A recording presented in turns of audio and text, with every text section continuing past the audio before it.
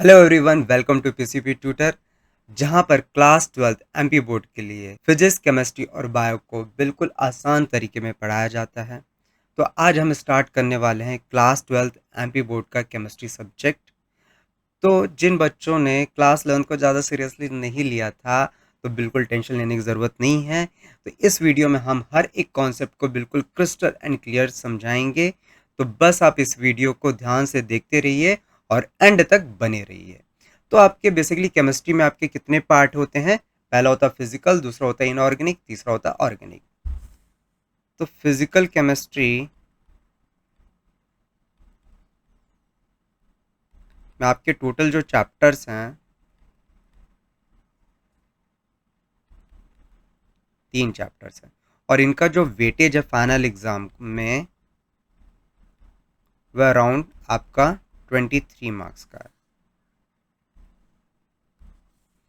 Next बात कर लेते हैं इनऑर्गेनिक केमिस्ट्री की।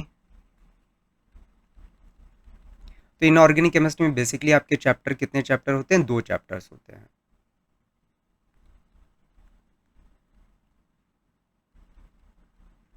और इसका वेटेज है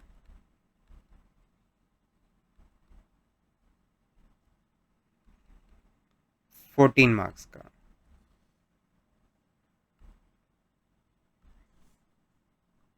फिर बात कर लेते हैं ऑर्गेनिक केमिस्ट्री की।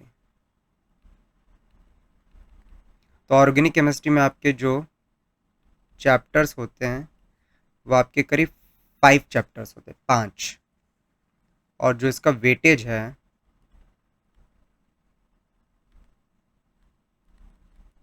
वो अराउंड आपका 33 मार्क्स का है। तो सबसे पहले हम स्टार्ट करेंगे फिजिकल केमिस्ट्री, फिर डिस्कस करेंगे इनऑर्गेनिक केमिस्ट्री और लास्ट में हम डिस्कस करेंगे ऑर्गेनिक केमिस्ट्री। तो स्टार्ट करते हैं सबसे पहले हम फिजिकल केमिस्ट्री का पोर्शन। तो फिजिकल केमिस्ट्री में आपका जो पहला chapter that is the solution. तो सॉल्यूशन क्या होता है उसको हम समझते हैं। तो सॉल्यूशन बेसिकली क्या होता है, जब आपका दो या दो से ज़्यादा सब्सटेंस आपस में जब मिक्स होते हैं तो हमें क्या मिलता है? एक होमोजीनियस मिक्सचर मिलता है। और इसी होमोजीनियस मिक्सचर को हम क्या बोलते हैं? सॉल्यूशन बोलते हैं। फॉर एग्जाम्पल, तो सबसे पहले हम कंसिडर कर लेते हैं, हमारे पास एक बीकर है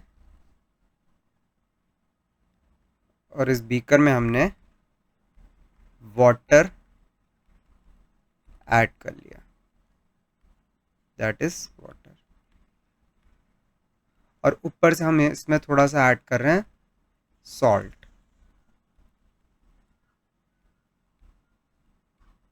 तो हमें पता है सॉल्ट क्या होगा, वाटर में जाके कंप्लीटली क्या हो जाएगा? डिजॉल्व हो जाएगा। तो ये जो हमारा मिक्सचर बन रहा है that is called the solution. तो सॉल्यूशन बेसिकली क्या होता है? एक प्रकार का होमोजीनियस मिक्सचर होता है। तो सर ये होमोजीनियस मिक्सचर क्या होता है? तो चलिए समझते हैं होमोजीनियस मिक्सचर क्या होता है। तो होमोजीनियस मिक्सचर ऐसा मिक्सचर जहां पे आप देखोगे कि सब्सटेंस की जो कंपोजिशन और जो प्रॉपर्टीज होती है वो थ्रू आउट द मिक्सचर क्या होती है? रिमेन सेम होती है। चलिए एग्जांपल से समझते हैं। मान लेते हैं हमारे पास ये एक बीकर है, इसमें हमने वाटर ऐड कर लिया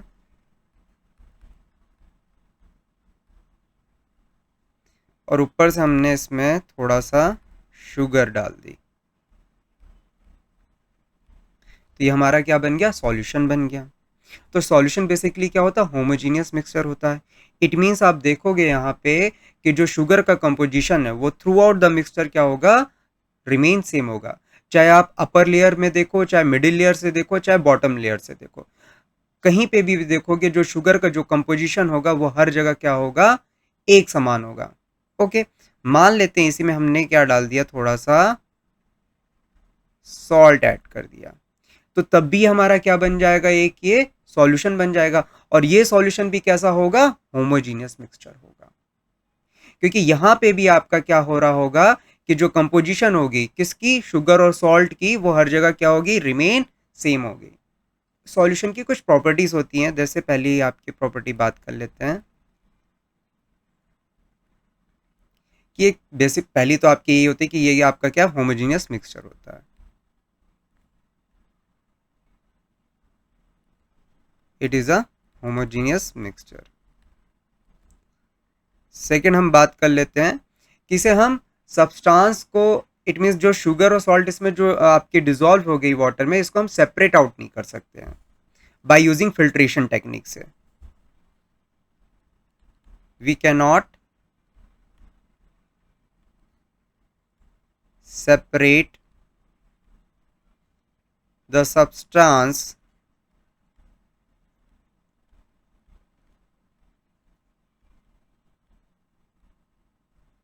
through filtration technique। Filtration technique मतलब किसे बस ऐसा नहीं कि छन्नी लिए और उसमें डाल दिए तो शुगर अलग हो गया, सॉल्ट अलग हो गया, इसे फिल्ट्रेशन टेक्निक से अलग नहीं कर सकते हैं। अच्छा, इसमें आपका एक और चीज़ है कि इसमें जो सॉल्यूशन का जो पार्टिकल साइज होता है वो लेस देन कितना होता है, 1 नैनोमीटर होता है। पार्टिकल साइज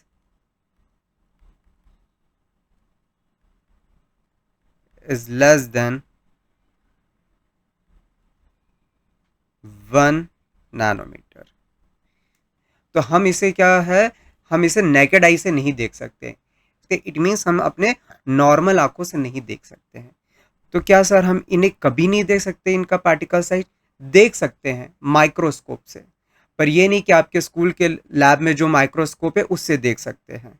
ऐसा नहीं करना है कि बस आज लिया पानी, उसमें आपने शुगर डाला और बोलोगे कि चलो देखते हैं आज इसका पार्टिकल साइज कितना है, तो वो नॉर्मल माइक्रोस्कोप से हम नहीं देख सकते। अगर इसका पार्टिकल साइज हमें देखना तो सोफिस्टिकेटेड इंस्ट्रूमेंट की ज़रूरत पड़ती है।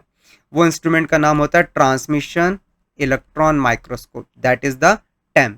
और जनरली ये जो इंस्ट्रूमेंट होते हैं सोफिस्टिकेटेड होते हैं बहुत ज़्यादा, तो ये जनरली आपके IITs NITs, आपके सेंट्रल यूनिवर्सिटी, आईएसआर इंस्टीट्यूट, ये सब जगह पे आपको देखने को मिलेंगे। तो ये मेरा एक्सपीरियंस है क्योंकि I have done my PhD NIT Rourkela, तो ये सब हमने हैंडल किया हुआ है। ये सब बीच बीच में आपको मैं अपना एक्सपीरियंस शेयर करते जाऊंगा। तो चलिए बात करते हैं हम सॉल्यूशन की। तो सॉल्यूशन में हमने देख लिया कि सॉल्यूशन कैसा होता है, एक प्रकार का होमोजीनियस मिक्सचर होता है। और होमोजीनियस मिक्सचर क्या होता है, जहाँ पे आप देखोगे कि सब्सटेंस की जो कंपोजिशन है वो थ्रू आउट द मिक्सचर क्या होती है, रिमेन सेम होती है। अच्छा, अब हमारा नेक्स्ट टॉपिक है बाइनरी सॉल्यूशन। ठीक है, बाइनरी सॉल्यूशन को डिस्कस करने से पहले एक छोटा सा टर्म समझ लेते हैं कि सॉल्यूशन को बनाने के लिए जो जो सब्सटेंस यूज होते हैं उन सब्सटेंस को आप क्या बोलोगे, कंपोनेंट्स बोलोगे। तो बाइनरी सॉल्यूशन वो सॉल्यूशन होते हैं जहां पे आपके दो कंपोनेंट्स प्रेजेंट होते हैं सॉल्यूशन में, where two components are present in the solution।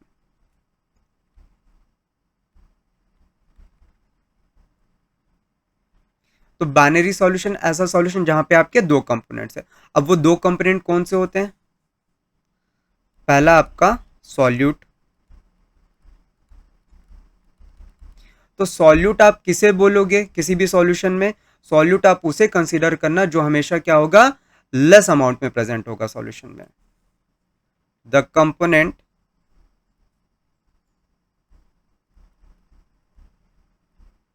which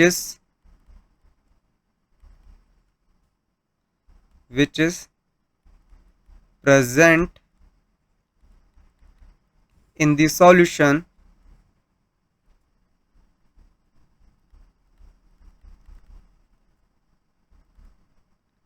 in a less amount।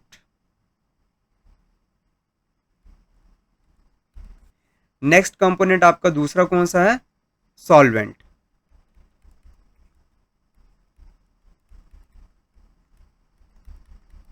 तो सॉल्वेंट आप उसे कंसीडर करना ऐसा कंपोनेंट जो कि सॉल्यूशन में क्या होगा, लार्ज अमाउंट में प्रेजेंट होगा।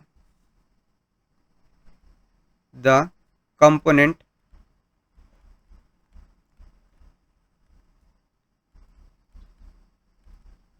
which present in a large quantity in the solution। तो आई होप आपको बाइनरी सॉल्यूशन समझ में आ गया होगा। ऐसा सॉल्यूशन जहां पे आपके दो कंपोनेंट्स होते हैं, पहला आपका सॉल्यूट जो कि आपका लेस अमाउंट में प्रेजेंट होगा, दूसरा आपका सॉल्वेंट जो कि लार्ज अमाउंट में प्रेजेंट होगा। क्या सर बाइनरी सॉल्यूशन होते हैं, इनके अलावा कोई सॉल्यूशन नहीं हो सकता? नहीं, होते हैं सॉल्यूशन। बाइनरी सॉल्यूशन के अलावा भी होते हैं, दैट इज टर्शियरी सॉल्यूशन।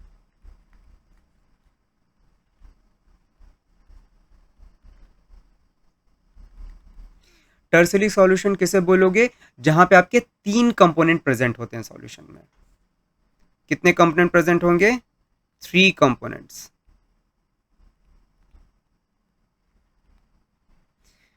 एक और होता है quaternary solution.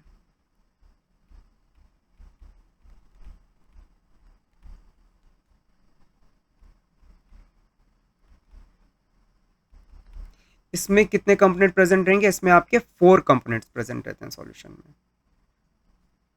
4 components present in the solution, that is called the quaternary solution. तो हमें जो पढ़ना है वो हमें बस पढ़ना है बाइनरी सॉल्यूशन, क्योंकि हमें सिलेबस में कौन सा सॉल्यूशन है? हमारे सिलेबस में बाइनरी सॉल्यूशन है।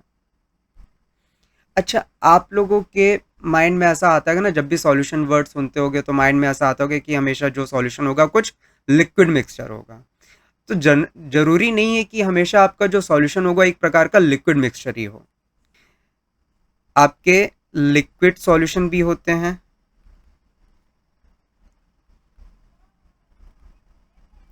आपके गैसियस सॉल्यूशन भी होते हैं,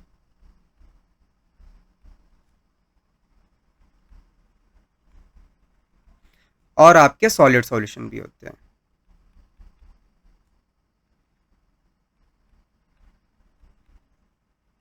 तो सर हम किसे लिक्विड बोलेंगे, किसे गैसियस सॉल्यूशन बोलेंगे और किसे सॉलिड सॉल्यूशन बोलेंगे?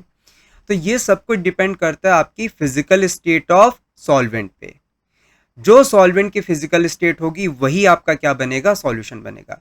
अगर मान लो कि फिजिकल स्टेट किसी सॉल्वेंट की है लिक्विड, तो वो जो सॉल्यूशन आप बोलोगे वो सॉल्यूशन कौन सा होगा? That is called the liquid solution.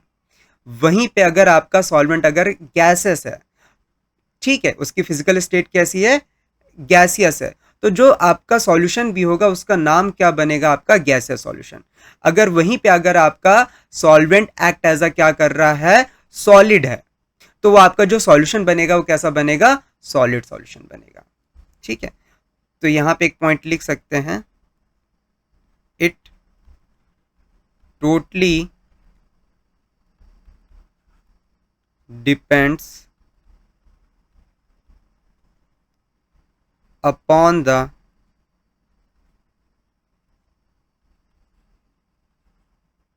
physical state of the solvent। जो सॉल्वेंट की फिजिकल स्टेट होगी वही आपका क्या होगा? सॉल्यूशन होगा। तो आगे हम डिस्कस करते हैं टाइप्स ऑफ सॉल्यूशन की। तो इसमें सबसे पहले आपका गैसियस सॉल्यूशन आ रहा है। तो गैसियस सॉल्यूशन हम क्यों बोल रहे होंगे? क्योंकि यहाँ पे सॉल्वेंट का जो नेचर होगा वो कैसा होगा? गैस फॉर्म में होगा। तो यहाँ पे पहला एग्जांपल आपका क्या है? Mixture of nitrogen and oxygen. It means air. तो एयर में हमें पता है कि जो नाइट्रोजन होती है वो 79% होती है और ऑक्सीजन क्या होती है आपकी? 21% होती है। तो यहाँ पे जो सॉल्वेंट होगा वो एक्ट एज आपका नाइट्रोजन काम करेगा और जो सॉल्यूट होगा वो आपका ऑक्सीजन होगा। तो यहाँ पे आप देख सकते हैं कि जो सॉल्वेंट का नेचर क्या है? गैस है। तो ये सॉल्यूशन कैसा बना? गैस है सॉल्यूशन। नेक्स्ट आपका हम बात कर लेते हैं water vapour present in air. तो यहाँ पे जो एयर है वो हमारा एक्ट एज काम कर रही होगी सॉल्वेंट का, और जो वाटर वेपर है वो हमारा एक्ट एज काम कर रहे होंगे सॉल्यूट का, और ये किस फॉर्म में होगा? आपका लिक्विड स्टेट में होगा। नेक्स्ट आपका है स्मोक पार्टिकल इन एयर। जैसे आप लकड़ी जलाते, तो लकड़ी जब जलाओगे तो आपका उसमें से जो आपका स्मोक पार्टिकल निकल रहे, बेसिकली आप बोल सकते हैं जो उसमें से कार्बन पार्टिकल निकल रहे हैं, तो वो जो कार्बन पार्टिकल है वो यहाँ पे एक्ट एज अ क्या काम कर रहे हैं, सॉल्यूट। और वहीं पे आपका जो एयर है वो आपका क्या काम कर रही होगी, सॉल्वेंट। तो यहाँ पे भी एयर आप देख सकते हो कैसा है आपका, यहाँ पे एयर आपका, यहाँ पे आपका जो सॉल्वेंट है वो क्या है, गैसेस है, तो इसलिए हम क्या बोल रहे हैं, गैसेस सॉल्यूशन बोल रहे हैं। नेक्स्ट हम बात कर लेते हैं लिक्विड सॉल्यूशन। तो लिक्विड सॉल्यूशन हम क्यों बोलेंगे इसे, क्योंकि यहाँ पे सॉल्वेंट का जो नेचर है या उसकी जो फिजिकल स्टेट है वो क्या है, यहाँ पे लिक्विड है। तो पहला एग्जांपल आपका ऑक्सीजन डिसॉल्व्ड इन वाटर।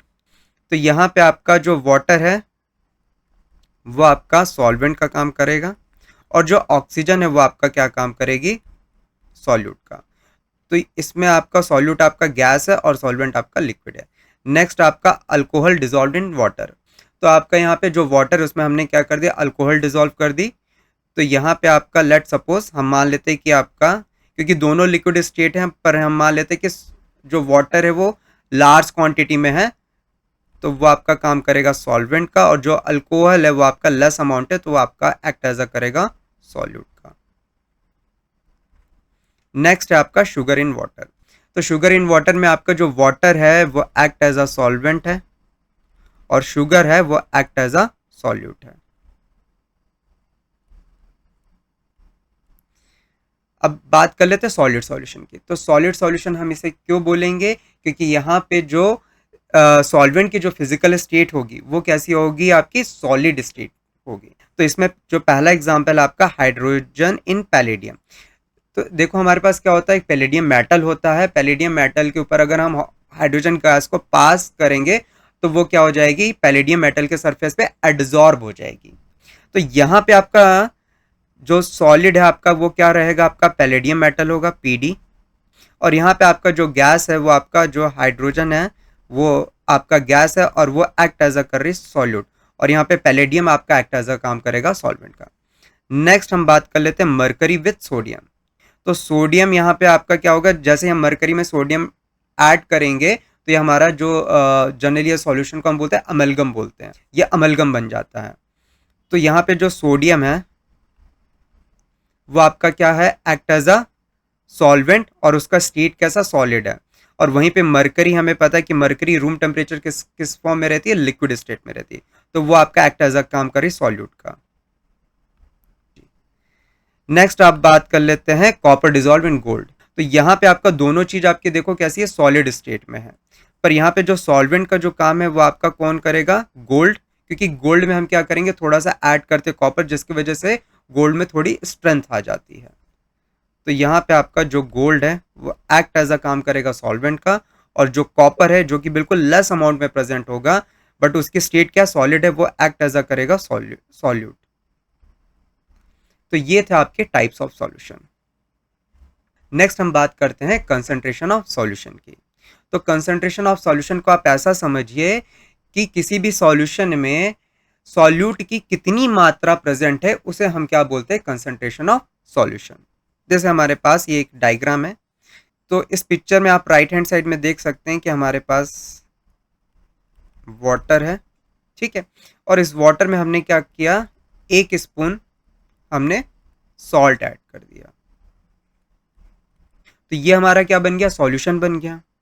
पर यहाँ पे जो सॉल्यूट है, सॉल्यूट आपका क्या है, आपका यहाँ पे सॉल्ट है, जो सॉल्यूट की मात्रा है वो बहुत ही कम मात्रा में है, जो आपका सॉल्यूट जो प्रेजेंट है वाटर में बहुत ही लेस अमाउंट में है। तो हम बोलेंगे कैसा सॉल्यूशन है, ये है आपका डाइल्यूटेड सॉल्यूशन। कैसा सॉल्यूशन है ये, डाइल्यूटेड सॉल्यूशन। वहीं पे आप देख सकते हैं इस पिक्चर में आपके लेफ्ट हैंड साइड में, मान लेते ये आपका वाटर है, अब इसमें हमने जो सॉल्ट ऐड किया, लेट सपोज हमने इसमें 10 स्पून सॉल्ट ऐड कर दिया, तब भी आपका ये क्या बनेगा, सॉल्यूशन बनेगा।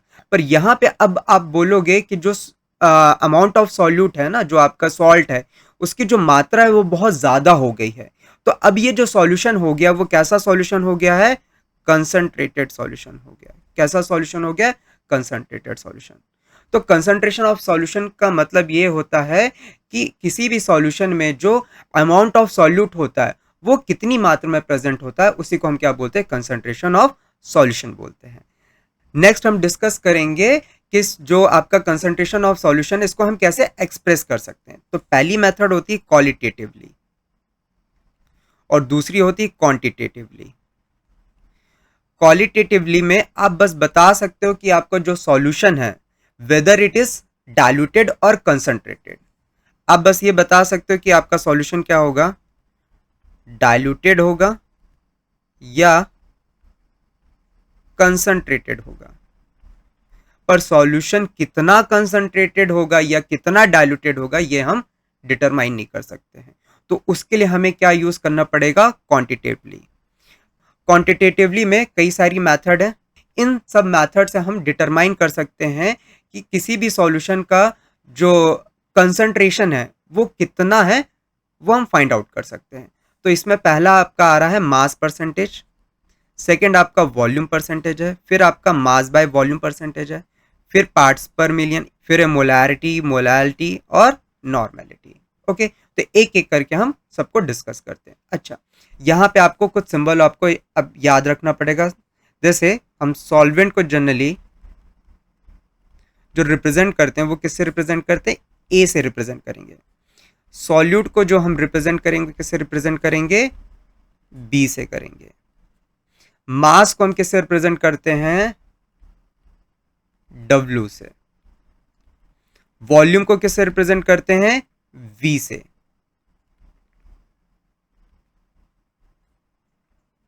तो अभी आप इतना सिंबल आपको याद रखना। तो सबसे पहले आपका है मास परसेंटेज।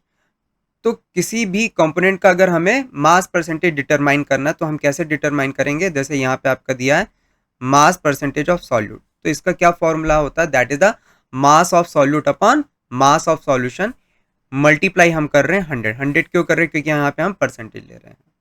इसी टाइप से अगर मास परसेंटेज ऑफ सॉल्वेंट निकालना है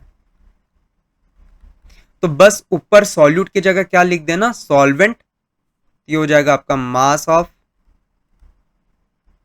solvent upon mass of solution और मल्टीप्लाई में 100 आएगा क्योंकि यहाँ पे हम परसेंटेज ले रहे हैं।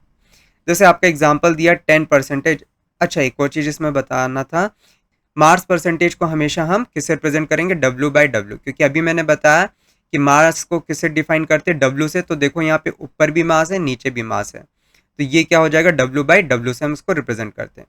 अच्छा, मास ऑफ सॉल्यूशन में जो मास ऑफ सॉल्यूशन होगा इसमें आपका मास ऑफ सॉल्वेंट भी इंक्लूड होता है और मास ऑफ सॉल्यूट भी इंक्लूड होता है। तो ये जो मास ऑफ सॉल्यूशन होता है, mass of solvent plus solute होता है। जैसे यहाँ पे एक एग्जांपल दिया 10% mass by mass solution of sodium chloride. अब इसका मतलब क्या है कि आपका 10 gram of sodium chloride that is NaCl is dissolved in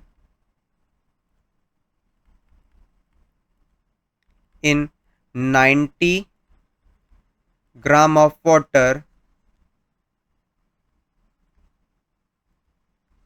to become, or you can say that to make 100 gram of solution. इसका मतलब यह है कि आपका जो 10 ग्राम आपका जो sodium chloride that is NaCl वो डिजॉल्व है किसमें, आपका 90 ग्राम ऑफ वाटर में, जिसके वजह से आपका जो टोटल सॉल्यूशन बन रहा है वो कितना बन रहा है, 100 ग्राम ऑफ सॉल्यूशन बन रहा है। तो ये आपका था मास परसेंटेज। नेक्स्ट हमारा volume percentage.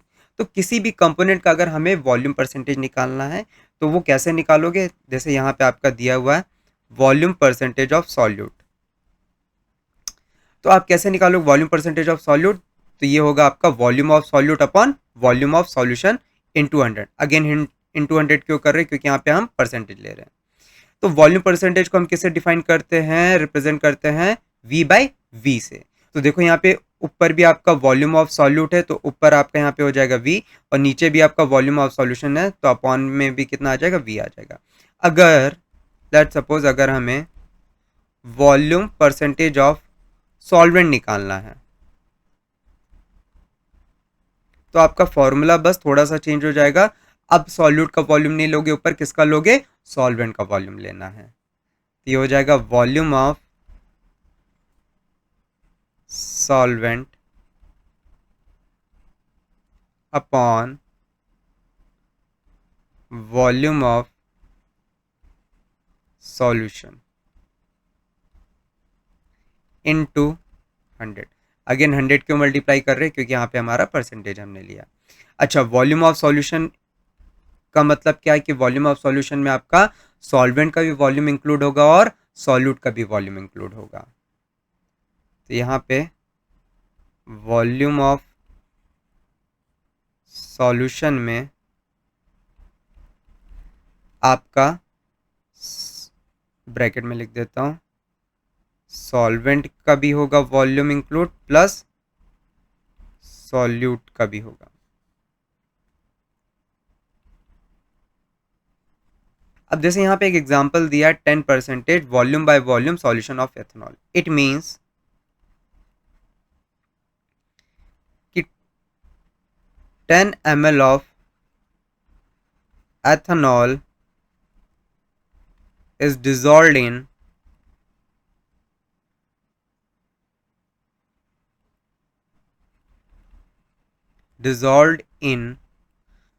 100 ml of solution। इसका मतलब ये बोल रहा है कि आपका जो 10 ml है किसका, एथेनॉल का। एथेनॉल का फॉर्मूला आपको पता होगा, क्या होता है एथेनॉल का फॉर्मूला, C2H5OH होता है। तो ये आपके 10 ml आपका जो एथेनॉल है वो डिजोल्व हो रहा है किसमें, आपका 100 ml ऑफ सॉल्यूशन में। नेक्स्ट हमारा जो मेथड आ रही है वो है आपकी मास बाय वॉल्यूम परसेंटेज। तो इसको रिप्रेजेंट हम किससे करते हैं, मास बाय वॉल्यूम। तो यहाँ पे मास की जगह V नहीं होगा, यहाँ पे आपका M होगा, सॉरी W होगा, W/V से रिप्रेजेंट करेंगे। तो यहाँ पे जैसे सॉल्यूट का अगर हमें मास बाय वॉल्यूम परसेंटेज निकालना है तो क्या बन रहा फॉर्मूला देखो, ओके यहाँ पे वॉल्यूम नहीं होगा क्योंकि मास बाय वॉल्यूम निकालना, तो ऊपर आपका क्या आएगा, मास ऑफ सॉल्यूट, और नीचे क्या आएगा, वॉल्यूम ऑफ सॉल्यूशन, और मल्टीप्लाई में क्या आएगा 100, क्योंकि अगेन 100 क्यों, क्योंकि हम परसेंटेज में ले रहे हैं। ठीक है, तो ये हो गया आपका percentage of solute mass by volume. तो that is the mass of solute upon volume of solution into 100। इसी टाइप से अगर सॉल्वेंट का निकालना हो मास बाय वॉल्यूम तो क्या होगा, ऊपर आपका बस मास ऑफ सॉल्वेंट आ जाएगा, नीचे आ जाएगा आपका वॉल्यूम ऑफ सॉल्यूशन इनटू 100। तो अगेन वॉल्यूम ऑफ सॉल्यूशन आपको पता है कि किसका किसका वॉल्यूम लेना रहेगा, आपका सॉल्वेंट प्लस सॉल्यूट। अब जैसे यहाँ पे एग्जांपल दिया है कि 10% मास by volume solution of sodium chloride. ठीक है, इसका क्या मतलब है,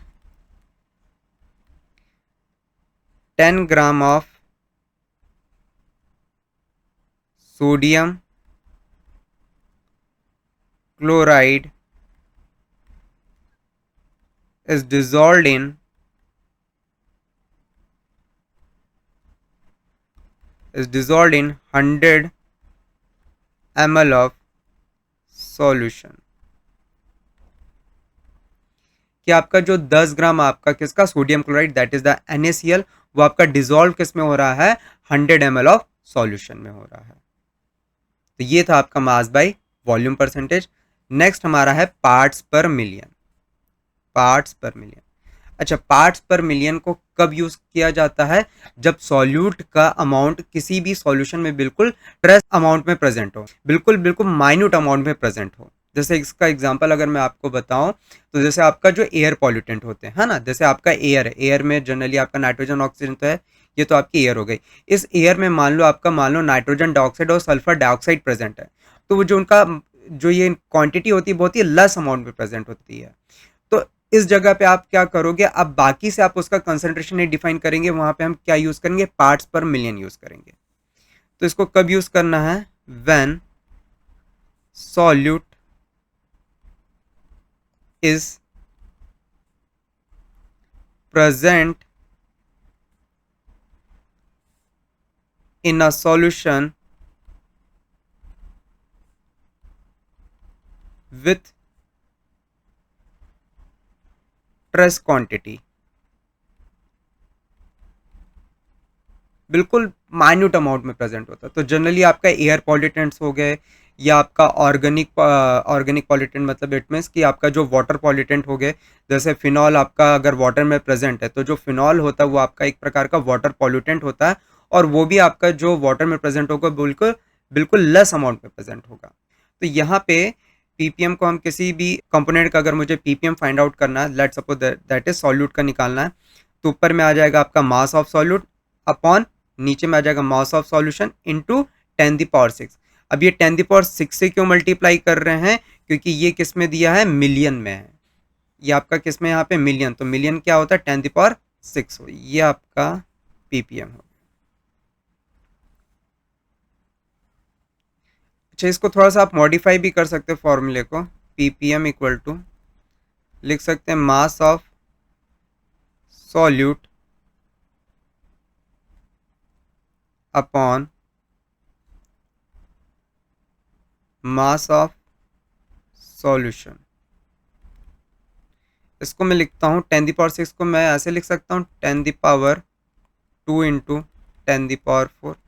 देखो 10⁶ ही बनेगा, इसमें कोई चेंज नहीं हो रहा क्योंकि बेस सेम है, तो पावर क्या हो जाएंगी, ऐड हो जाएंगी। तो वही आपका है, कोई चेंज हो नहीं रहा है, तो मैं इसको क्या लिख दिया 10⁻² इंटू 10⁴। इसको मैं ब्रैकेट में लिखता हूँ। अगर आप ध्यान से देखो आपका मास परसेंटेज, तो मास परसेंटेज का भी फॉर्मूला कुछ यही तो बन रहा है, मास of solute upon mass of solution into 100 मतलब 10⁻²।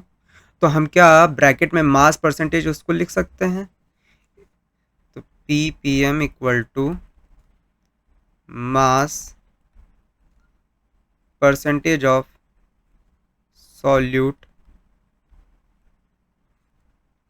इनटू 10⁴। तो ये भी आपका एक फॉर्मूला बन जाता है किसका, पीपीएम का। तो पीपीएम हमेशा याद रखना कब यूज़ करना, जब आपका सॉल्यूट की जो क्वांटिटी है किसी भी सॉल्यूशन में वो बिल्कुल माइन्यूट अमाउंट में, बिल्कुल ही आप बोल सकते हो ट्रेस अमाउंट में है। तो नेक्स्ट हमारा मोल कॉन्सेप्ट है। वैसे मोल कॉन्सेप्ट कोई मैथड नहीं है, ठीक है, हमें नेक्स्ट क्या पढ़ना, मोल फ्रैक्शन पढ़ना है। तो मोल फ्रैक्शन को पढ़ने से पहले हमें मोल कॉन्सेप्ट क्लियर होना चाहिए। लेट सपोज आप किसी फ्रूट सेलर की दुकान पे गए और मान लो आपको वहां पे आपको क्या खरीदना है, केला खरीदना है।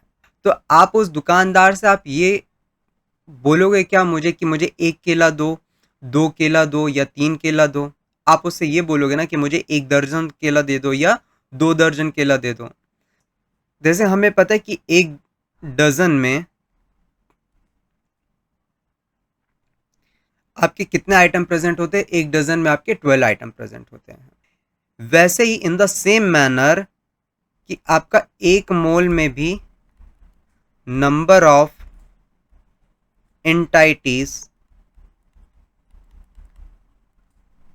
Are also fixed. जैसे 1 डजन में 12 आइटम प्रेजेंट होते हैं, वैसे ही आपका 1 मोल में भी नंबर ऑफ एंटाइटीज बोल दो या नंबर ऑफ पार्टिकल्स भी क्या होते हैं, फिक्स होते हैं। ऐसा देखा गया C12 आइसोटोप में। अब जिन बच्चों को आइसोटोप नहीं पता, तो आइसोटोप का मतलब क्या होता है कि ऐसे एलिमेंट जिनमें आप देखोगे कि उनका एटॉमिक नंबर क्या होता है, सेम होता है, बट जो एटॉमिक मास होता है वो क्या होता है, डिफरेंट होता है। तो कार्बन के टोटल कितने आइसोटोप होते हैं, 3 आइसोटोप होते हैं। एक होता आपका C12, एक होता आपका C13 और एक होता है C14। और ये तीनों आपके जो कार्बन, इनका एटॉमिक नंबर क्या होगा, सेम है। इसका भी एटॉमिक नंबर 6, इसका भी 6, इसका भी 6, इसका भी 6, बट इनका एटॉमिक मास क्या होते हैं, डिफरेंट होते हैं।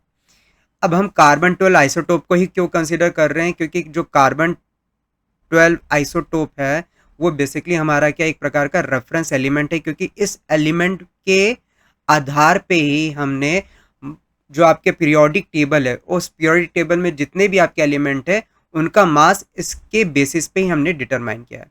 तो ये एक प्रकार का हमारा क्या रेफरेंस एलिमेंट है, it is a reference element. तो ऐसा देखा गया है कि C12 का आइसोटोप लिया और C12 आइसोटोप का कितना मास ले रहे हैं 0.012 kg। तो ऐसा देखा गया कि 0.012 kg में जितने भी नंबर ऑफ कार्बन एटम्स थे, जितने भी नंबर ऑफ कार्बन एटम्स थे, उसको हमने किससे डिफाइन किया, 1 मोल से। अब ये नंबर ऑफ कार्बन एटम्स कितने थे, ये हमने किससे डिटरमाइन किया, मास स्पेक्ट्रोमीटर से। किससे हमने डिटरमाइन किया, मास स्पेक्ट्रोमीटर से। तो मास स्पेक्ट्रोमीटर भी क्या होता है, एक प्रकार का सोफिस्टिकेटेड इंस्ट्रूमेंट होता है। तो यहां पे देखा गया कि मास स्पेक्ट्रोमीटर से कितने नंबर ऑफ कार्बन एटम होते हैं, वो अराउंड होते हैं आपके 6.022 इंटू 10⁻23 होते हैं। तो इतने नंबर ऑफ कार्बन एटम्स आपके C12 के किसमें प्रेजेंट थे, 0.012 kg में। और इतने बड़े नंबर को हमने किससे डिफाइन कर दिया, 1 मोल से। तो बेसिकली आप बोल सकते हो कि ये जो बड़े बड़े नंबर, उनको हैंडल करने के लिए हमने क्या यूज किया, मोल यूज किया। अब ये मोल कहां पे यूज करना है, जनरली हम कहां पे यूज करते हैं, माइक्रोस्कोपिक पार्टिकल्स के लिए। कहां पे यूज करना हमें, फॉर माइक्रोस्कोपिक पार्टिकल्स के लिए। तो अब आप सब लोग को पता चल गया हो कि 1 मोल बराबर आपके कितने नंबर ऑफ पार्टिकल्स होंगे, 6.022 इंटू 10⁻23 नंबर ऑफ पार्टिकल्स होंगे। तो ये नंबर ऑफ पार्टिकल्स आपके क्या क्या हो सकते हैं, आपके एटम्स हो सकते हैं, मॉलिक्यूल्स हो सकते हैं, आपके आयंस हो सकते हैं, इलेक्ट्रॉन हो सकते हैं, प्रोटॉन हो सकते हैं, न्यूट्रॉन हो सकते हैं। तो एक मोल में कितने number of microscopic particle present होंगे, सो दैट इज 6.022 इंटू 10⁻23। एक मोल में इतने number of microscopic particles present होते हैं। आई होप आपको ये मोल कॉन्सेप्ट क्लियर हो गया होगा। अब हम बात करते हैं मोल फ्रैक्शन की। तो मोल फ्रैक्शन को जनरली हम किससे रिप्रेजेंट करते हैं, काई से, पर ये दिखता है एक्स जैसा है, इसको हम पर क्या बोलते हैं, काई बोलते हैं। तो लेट सपोज आपको मोल फ्रैक्शन ऑफ सॉल्यूट निकालना है। तो मोल फ्रैक्शन ऑफ सॉल्यूट क्या होता है, that is the number of moles of solute upon total number of moles present in the solution. अच्छा, अब यहाँ पे कुछ मैंने बोला ना, हमें कुछ कुछ आपकी फिर से सिंबल की जरूरत पड़ेगी। तो जैसे नंबर ऑफ मोल्स को हम किससे रिप्रेजेंट करते हैं, एन से रिप्रेजेंट करते हैं। तो अगर मुझे सॉल्यूट के लिए नंबर ऑफ मोल्स डिफाइन करना है, number of moles of solute, तो ये क्या हो जाएगा आपका NB, क्योंकि सॉल्यूट को हम किससे डिफाइन करते हैं, NB से। और वहीं पे number of moles of solvent अगर मुझे डिफाइन करना है, number of moles of solvent, तो उसको हम किससे रिप्रेजेंट करेंगे, Na से। मोल फ्रैक्शन ऑफ सॉल्यूट आपका क्या है, that is the number of moles of solute upon total number of moles present in the solution. तो मोल फ्रैक्शन को हम किससे लिखते हैं, काई। ये क्या है, इसको बोलते हैं काई। तो इसको हम लिख सकते हैं chi B is equal to number of moles of solute. तो number of moles of solute क्या हो गया आपका, NB हो गया, and total number of moles present in the solution. तो total number of moles present in the solution क्या होंगे, आपके सॉल्वेंट के भी नंबर ऑफ मोल्स होंगे प्लस और आपके सॉल्यूट के भी नंबर ऑफ मोल्स होंगे। तो ये हो जाए आपका Na प्लस NB। अब आपको नंबर ऑफ मोल्स कैसे निकालते वो भी देख लो, किसी का भी, चाहे वो सॉल्यूट का निकालना है या सॉल्वेंट का निकालना है, किसी का भी निकालना, तो कैसे निकालते हैं, number of moles that is given mass divided by molecular mass.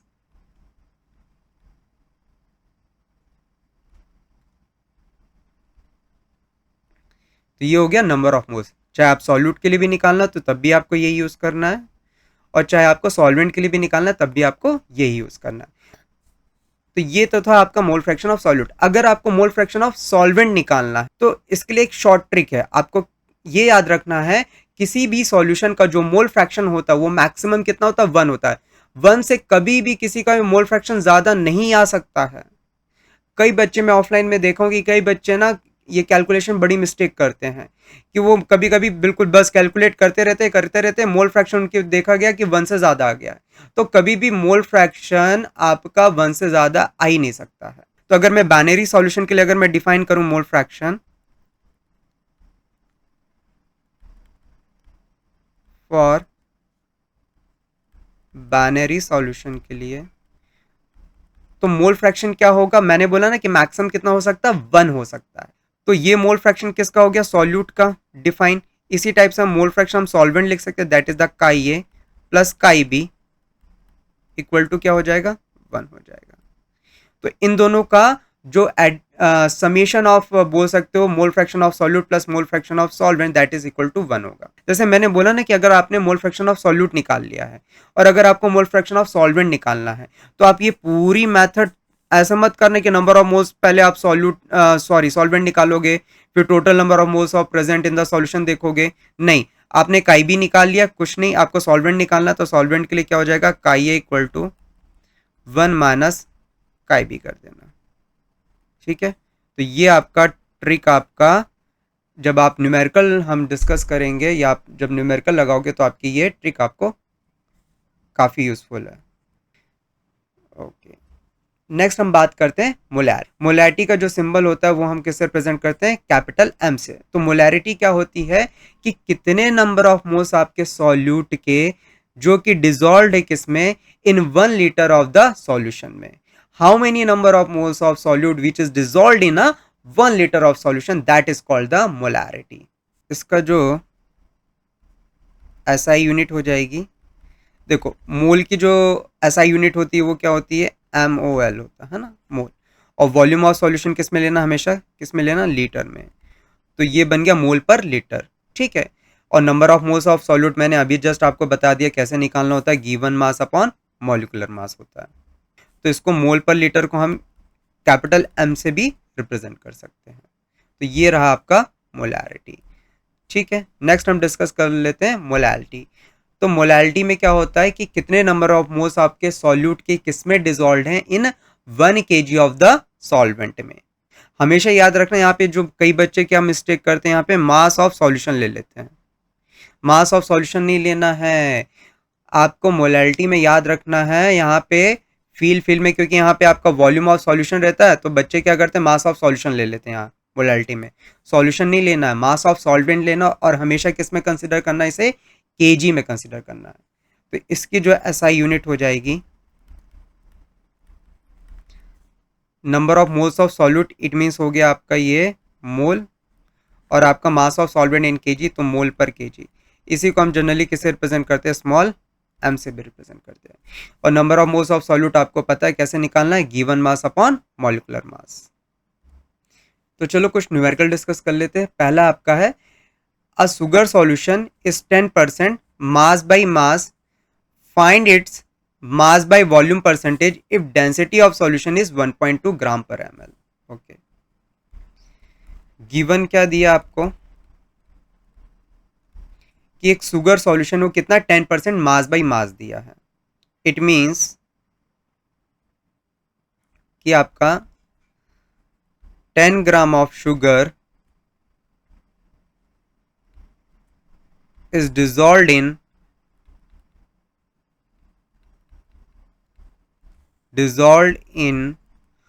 100 gram of solution. यही होता है ना, मैंने अभी बताया था 10% अगर आपका मास बाई मास प्रेजेंट होता है, इट मीन्स क्या होता है कि आपका कि कोई भी आपका जो सॉल्यूट है 10 ग्राम, अगर आपका जो सॉल्यूट है वो किस में डिजोल्व हो रहा है, आपका 100 ग्राम ऑफ सॉल्यूशन में। तो यहां से हमें क्या पता चल गया कि मास ऑफ सॉल्यूट आपका कितना है,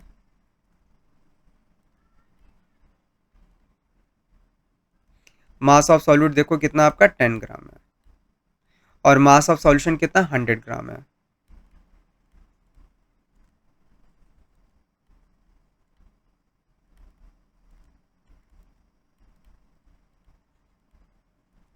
हमें निकालना है क्या इसका, find its mass by volume percentage निकालना है। तो फॉर्मूला देखो पहले कि फॉर्मूला बनाते हैं, फॉर्मूला क्या होगा, तो हमें क्या निकालना है, मास बाय वॉल्यूम परसेंटेज निकालना है। तो मास बाय वॉल्यूम परसेंटेज निकालना, तो क्या आ जाएगा, that is mass of solute upon, नीचे में क्या आ जाएगा, वॉल्यूम ऑफ सॉल्यूशन। परसेंटेज है तो मल्टीप्लाई में हम यहाँ पे क्या कर देंगे, 100 कर देंगे। देखो हमारे पास मास ऑफ सॉल्यूट है, देखो यहाँ से हमें मास ऑफ सॉल्यूट मिल गया कितना, 10 ग्राम है, पर हमें वॉल्यूम ऑफ सॉल्यूशन नहीं पता है। तो वॉल्यूम ऑफ सॉल्यूशन के लिए हमें देखो यहाँ पे डेंसिटी ऑफ सॉल्यूशन दिया हुआ है। चलो, तो हमें क्या पता है कि जो डेंसिटी होती है, डेंसिटी का क्या फॉर्मूला होता है, पहली बार डेंसिटी को कैसे डिफाइन करते हैं, रो से। तो डेंसिटी क्या होती है आपकी, मास of solution upon volume of solution. तो डेंसिटी देखो कितनी दी है, डेंसिटी आपको 1.2 ग्राम पर एमएल दी है, 1.2 ग्राम पर एमएल। हमें क्या चाहिए है, वॉल्यूम ऑफ सॉल्यूशन, ठीक है। तो देखो हमें मास ऑफ सॉल्यूशन भी दिया हुआ है, कितना दिया मास ऑफ सॉल्यूशन, हमें 100 ग्राम दिया है, ठीक है। तो mass of solution, sorry, equal to आएगा यहाँ पे, तो मास ऑफ सॉल्यूशन कितना होगा आपका 100 ग्राम, और नीचे क्या आ जाएगा, वॉल्यूम ऑफ सॉल्यूशन, तो उसको मैं वी से लिख देता हूँ। देखो आपका मुझे क्या निकालना, वॉल्यूम ऑफ सॉल्यूशन निकालना, तो वी इधर आ जाएगा और 1.2 इधर नीचे आ जाएगा। तो वी इक्वल टू हम लिख सकते हैं 100 ग्राम अपॉन 1.2 ग्राम पर एमएल।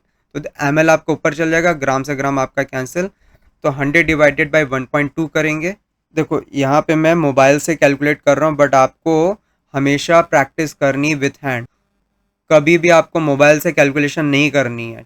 आपको हमेशा जो भी कैलकुलेट करना है वो आप विथ हैंड कैलकुलेट करोगे, ठीक है। तो हम क्या कर रहे हैं, 100 डिवाइडेड बाय 1.2 करते हैं, तो ये कितना आ रहा है, 83.3 आ रहा है, ठीक है। और एम एल आपका ऊपर चला गया, तो ये आपका कितना हो जाएगा, 83.3 ml।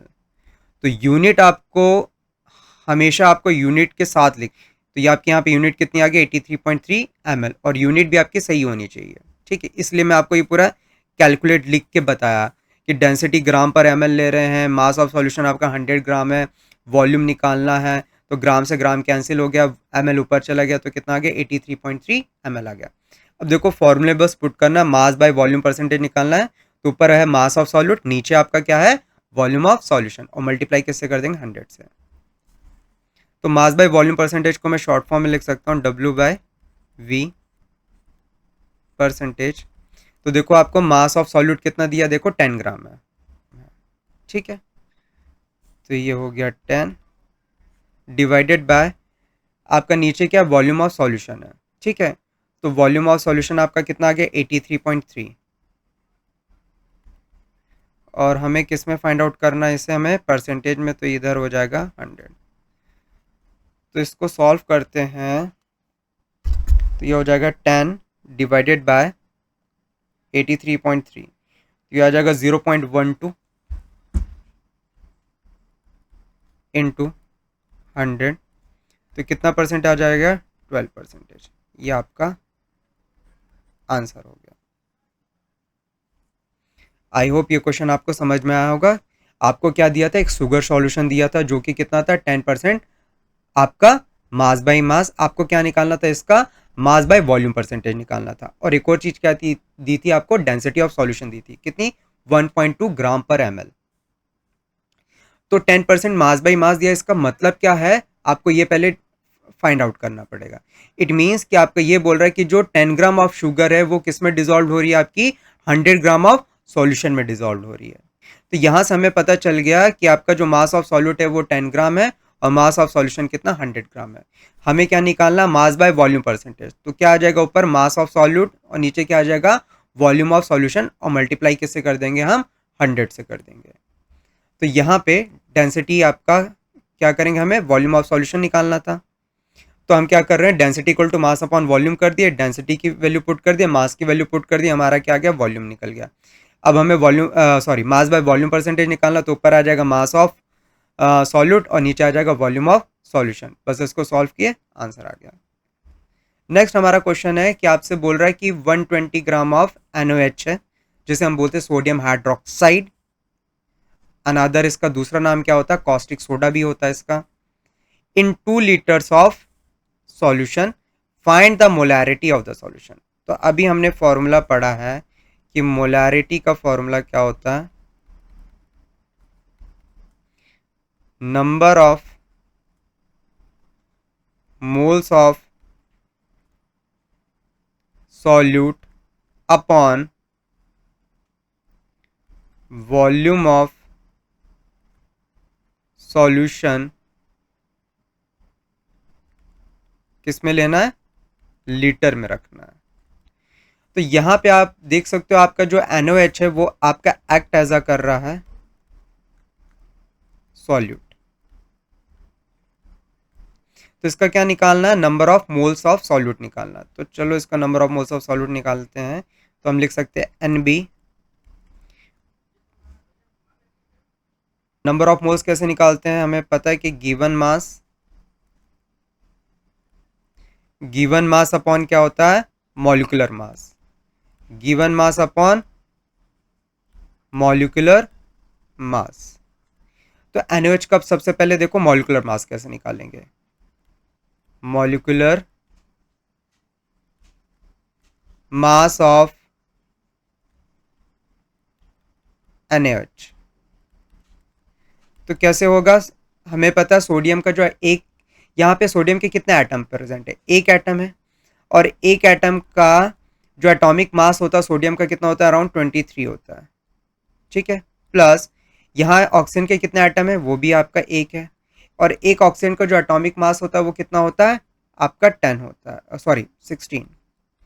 हाइड्रोजन का कितना यहाँ पे एटम है? एक, और उसका एटॉमिक मास कितना होता है? 1। तो कितना हो जाएगा? 23 प्लस 16 कितना हो गया? 39। 39 प्लस 1 कितना हो जाएगा? 40। तो मॉलिक्यूलर मास कितना आ गया? 40 ग्राम पर मोल। मॉलिक्यूलर मास की यूनिट क्या होती है? ग्राम पर मोल होती है। ठीक है। तो गिवन मास आपका देखो कितना दिया? 120 ग्राम। तो यहाँ पे पुट कर देते हैं 120 ग्राम डिवाइडेड बाय ये कितना है आपका? 40 ग्राम पर मोल। देखो ग्राम से ग्राम कैंसिल हो गया, मोल कहाँ पे चला गया? यहाँ पे आ गया। और जीरो से जीरो कैंसिल, 4 1 4, 4 3 12। तो आपके जो number of moles of solute, मतलब आपका जो NaOH है वो कितना आ गया? 3 मोल। मोलैरिटी निकालना है।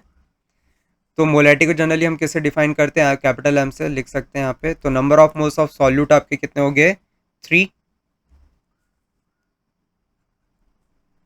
और ये आपका जो वॉल्यूम ऑफ सॉल्यूशन है वो कितना दिया आपका? 2 लीटर है। तो यहाँ पे लिख सकते हैं 2। तो इस सॉल्व करेंगे तो कितना आ जाएगा? 1.5 मोल पर लीटर।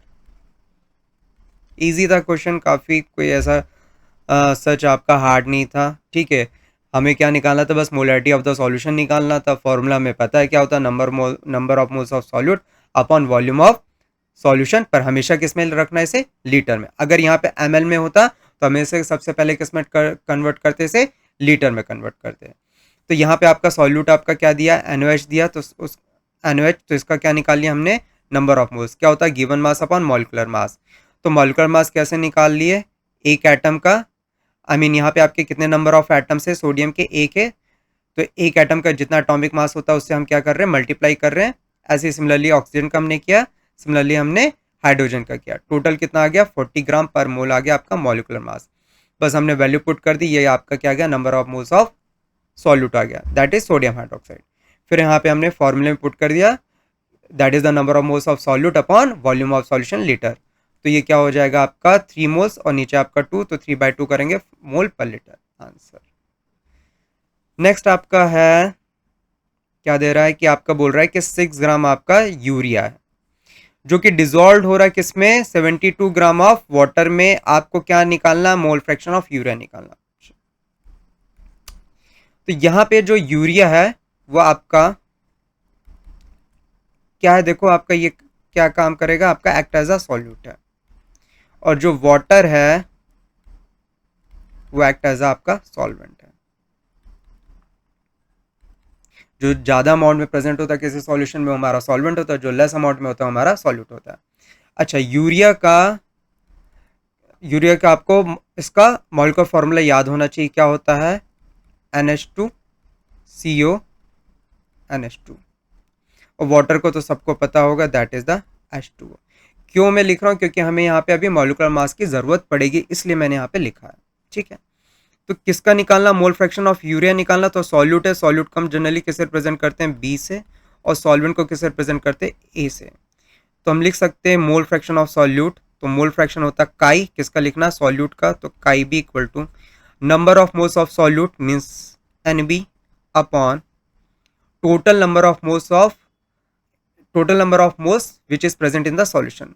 तो टोटल नंबर ऑफ मोल्स क्या हो जाएंगे आपके, सॉल्वेंट दैट इज Na और सॉल्यूट दैट इज NB। तो हम सबसे पहले क्या करते हैं, NB और Na निकालते हैं। NB number of moles of solute, तो इसका ही फॉर्मूला क्या होगा, given mass upon molecular mass. तो देखो यहाँ मॉलिक्यूलर मास किसकी किसकी बात कर रहे हैं हम, फिर से मैं बता रहा हूँ, सॉल्यूट हमारा क्या, यूरिया है ना, तो इसलिए हम उसको किससे रिप्रेजेंट कर दिए, बी से रिप्रेजेंट करते हैं। तो किसका मॉलिक्यूलर मास निकालना है, यूरिया का निकालना है। तो कैसे निकालेंगे, NH2CO NH2, ठीक है। कैसे निकालेंगे, कितने नाइट्रोजन के एटम प्रेजेंट है यहाँ पे, देखो अभी कितना, एक है, तो एक नाइट्रोजन का कितना होता है, 14। हाइड्रोजन के कितने यहाँ पे, दो, एक हाइड्रोजन का कितना तो एटॉमिक मास होता है 1, प्लस कार्बन के कितने एटम है, एक कार्बन का कितना होता है 12। फिर आपका ऑक्सीजन का एटम कितना, देखो एक है, तो उसका क्या हो जाएगा, एक एटम, और एक एटम का एटॉमिक मास कितना होता है आपका 16। फिर से आपका NH2 आ गया, तो फिर से आपका क्या होगा, 1 × 14 प्लस 2 × 1, इसको ऐड करते हैं, तो 1 × 14 कितना हो जाएगा, 14, 2 × 1 आपका 2 हो गया, ये 1 × 12 आपका 12, फिर 16, फिर 14, फिर +2, इन सबको टोटल ऐड करेंगे तो कितना आ गया, 60 ग्राम पर मोल। क्या आ गया आपका, ये मॉलिक्यूलर मास किसका, आपका यूरिया का। तो यहाँ पे, तो ये आपका यहाँ पे गिवन मास कितना दिया है आपका, देखो 6 ग्राम आपका यूरिया दिया है, 6 ग्राम डिवाइडेड बाय नीचे क्या होता है, मॉलिक्यूलर मास किसका, यूरिया का, कितना आ गया, 60 ग्राम पर मोल, 60 ग्राम पर मोल। मोल कहाँ जाएगा आपका, ऊपर आ जाएगा, आपका ग्राम से ग्राम कैंसिल, 6 / 60 करोगे तो NB आपका कितना आ गया, 0.1 मोल आ गया। अब हम क्या फाइंड आउट कर लेते हैं, वाटर का आपका नंबर ऑफ मोल्स। तो आपका वाटर क्या है, आपका यहाँ पे सॉल्वेंट है, तो इसको हम किससे रिप्रेजेंट करेंगे, Na से, ठीक है। तो इसका ही फॉर्मूला क्या होगा, given mass upon molecular mass. तो H2O का वाटर का मॉलिक्यूलर मास कैसे निकालोगे? एक हाइड्रोजन का एटॉमिक मास कितना होता है? 1, कितने 2, तो 2 इंटू 1 प्लस 16, तो कितना हो जाएगा? 18 ग्राम पर मोल आ जाएगा। देखो गिवन मास आपका कितना दिया है? 72 है।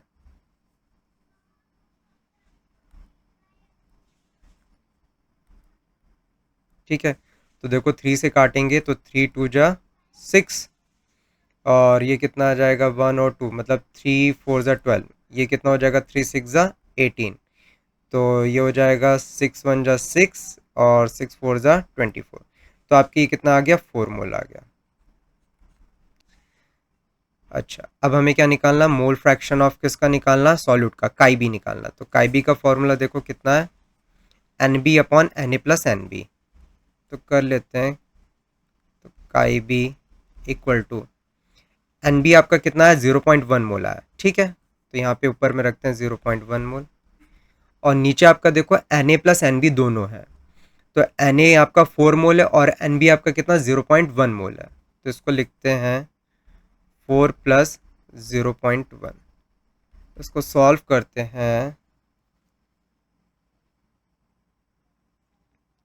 0.1 डिवाइडेड बाय 4 प्लस 0.1, तो ये कितना आ रहा है आपका? जो आपका मोल फ्रैक्शन आपका सॉल्यूट का आ गया, कितना आ गया? 0.024 आ गया। इसकी यूनिट नहीं होती है।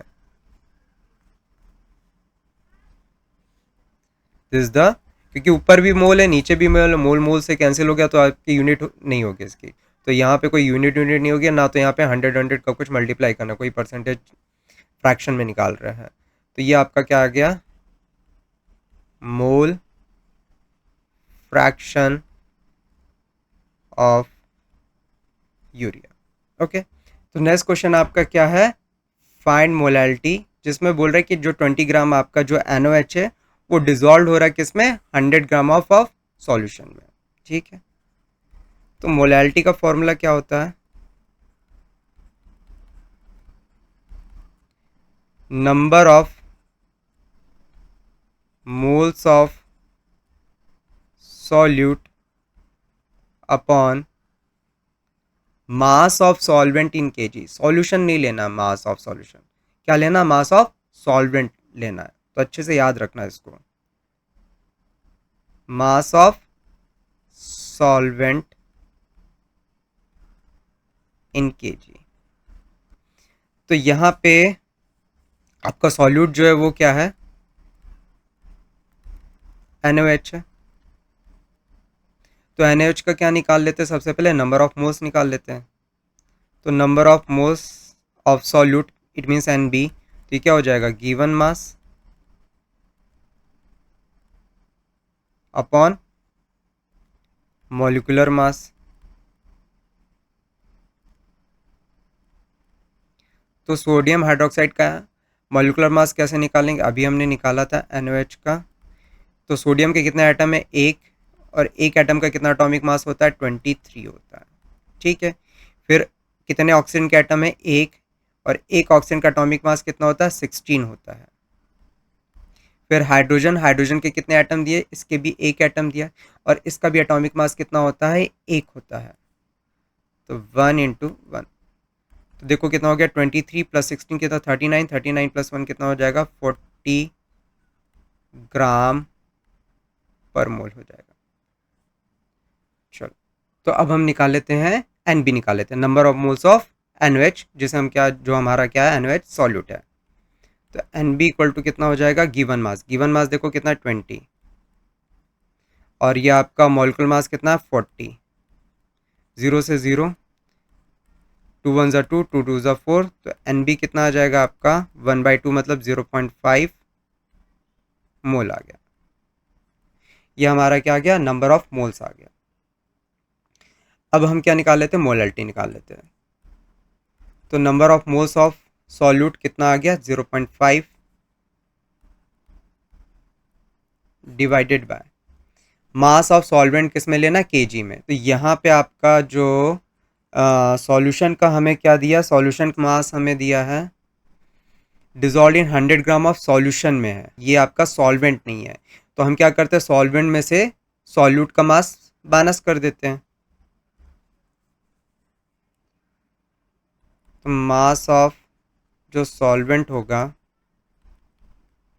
वो क्या होगा आपका, मास ऑफ सॉल्यूशन आपको दिया हुआ है, मास ऑफ सॉल्यूशन कितना 100 ग्राम है और सॉल्यूट का मास कितना 20, तो मास ऑफ सॉल्वेंट कितना आ जाएगा 100 माइनस 20 कितना आ जाएगा 80 ग्राम। तो ये क्या आ गया, मास ऑफ सॉल्वेंट आ गया। तो हमें नीचे में क्या लेना है, मास ऑफ सॉल्वेंट लेना है, पर किस में लेना है, केजी में लेना है। तो ये क्या है 80 ग्राम है, ग्राम को हम किस में चेंज करेंगे, केजी में, तो डिवाइड बाय किससे कर दो 1000 से। इसको सॉल्व करेंगे तो 1000 ऊपर चला गया, 0.5 इंटू 1000 डिवाइडेड बाय 80। तो इसको सॉल्व कर लेते हैं, 0.5 इंटू 1000 डिवाइडेड बाय 80, तो ये कितना आ गया मोलैलिटी 6.25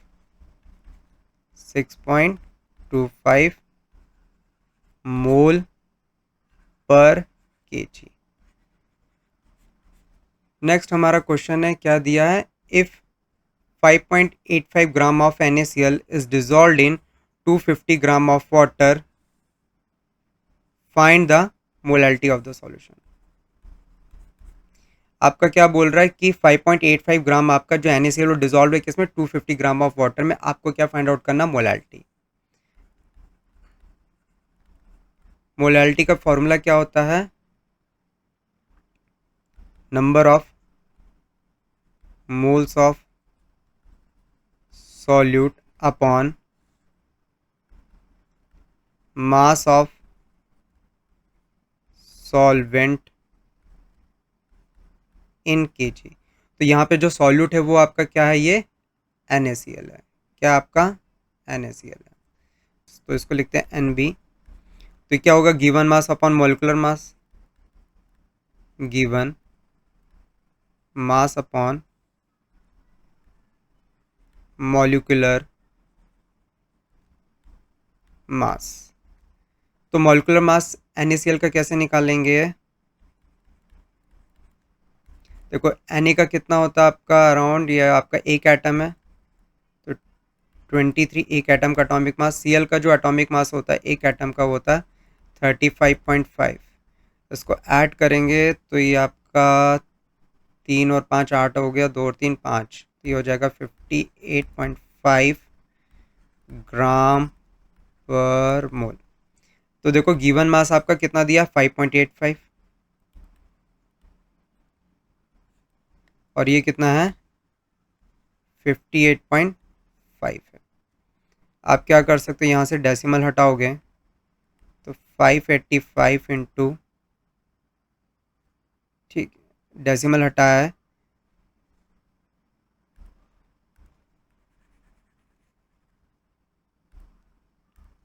तो यहाँ से आप डेसिमल हटाओगे तो 585 डिवाइडेड बाय क्या आ जाएगा 100, और यहाँ से आपने एक डेसिमल हटाया तो ये 585 डिवाइडेड बाय 10, एक ज़ीरो से एक ज़ीरो कैंसिल, 585 से 585 कैंसिल, तो ये कितना हो गया 1/10, 1/10 सॉल्व करेंगे तो कितना आ गया 0.1 मोल आ गया। तो ये नंबर ऑफ मोल्स आपका क्या आ गया सॉल्यूट का।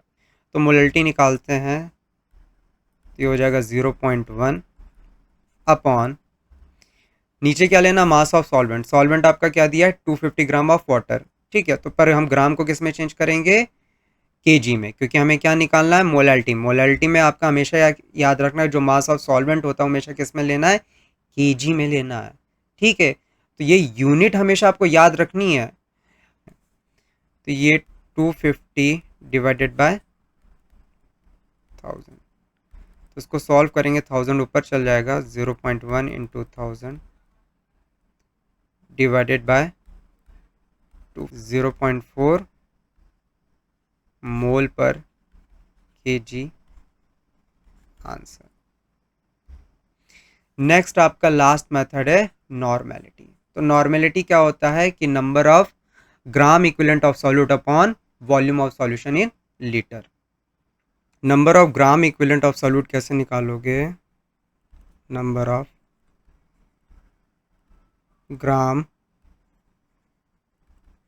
इक्विवेलेंट, ये कैसे निकालते हैं? That is given mass upon equivalent mass. Equivalent mass. अब बात आती है कि इक्विवेलेंट मास कैसे निकालेंगे, तो इसको भी देखो। इक्विवेलेंट मास कैसे निकालेंगे? So that is the molecular mass upon valency factor. Valency factor जिसे हम रिप्रेजेंट करते हैं कैपिटल एक्स से, ठीक है। तो ये वैलेंसी फैक्टर कैसे निकालते हैं? जैसे एग्जांपल, अगर वैलेंसी फैक्टर हमें निकालना है, जैसे फॉर एग्जांपल H2SO4 का ले लेते हैं, तो हम ये बोलेंगे कि ये जो H2SO4 है, किसी भी सॉल्यूशन में जाने के बाद ये कितने number of H plus ions देगा, वो आपका क्या हो जाएगा? Valency factor. तो देखो H2SO4 आपका सॉल्यूशन में जाने के बाद कितने number of H plus ion देगा? आपका ये कितने देगा? 2 देगा। तो इसकी जो वैलेंसी फैक्टर हो जाएगी कितनी हो जाएगी? 2 हो जाएगी। तो ये आपका वैलेंसी फैक्टर यहाँ पे आपका 2 आ जाएगा। मॉलिक्यूलर मास तो निकालना सीख ही लिए हो, ठीक है। तो ये आपका क्या आ गया? Equivalent mass. ये इक्विवेलेंट मास यहाँ पे पुट कर दो, गिवन मास आपका पता होगा, तो नंबर ऑफ ग्राम इक्विवेलेंट आ जाएगा। और ये नंबर ऑफ ग्राम इक्विवेलेंट एक बार आ गया, यहाँ पे पुट कर देंगे वॉल्यूम ऑफ सॉल्यूशन लीटर, तो हमारा क्या आ जाएगा? नॉर्मेलिटी आ जाएगा, ठीक है। तो आज का लेक्चर यहीं तक। जो भी आप वीडियो में या इस लेक्चर में जो भी आपको कुछ भी डाउट होगा तो प्लीज़ कमेंट करिएगा। मैं आपके जितने भी कमेंट्स होंगे उन सबको मैं रिजॉल्व करने की कोशिश करूँगा। तो आज का वीडियो यहीं तक। Thank you.